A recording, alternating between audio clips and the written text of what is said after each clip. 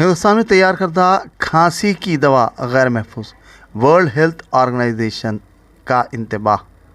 World health organization نے ہندوستان میں تیار کردہ کھانسی کی ٹانک کولڈ آؤٹ کو غیر محفوظ قرار دیتے ہوئے عالمی الرٹ جاری کیا ہے۔ بتایا گیا کہ یہ دوا عراق میں فروخت ہو رہی ہے اور اس میں زہریلے مادے پائے گئے ہیں۔ WHO نے عالمی انتباہ جاری کرتے ہوئے کہا کہ یہ پروڈکٹ غیر معیاری اور غیر محفوظ ہے۔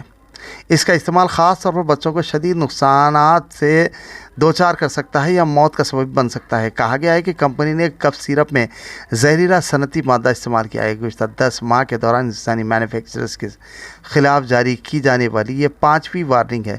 اقوام متحدہ کی ایجنسی WHO نے کہا کہ اس کف سیرپ کو فورٹس انڈیا لیبارٹریز فار ڈابی لائف فارما نامی کمپنی نے تیار کیا ہے۔ گزشتہ 10 ماہ کے دوران ہندوستانی مینوفیکچررز کے خلاف جاری کی جانے والی یہ 5ویں وارننگ ہے۔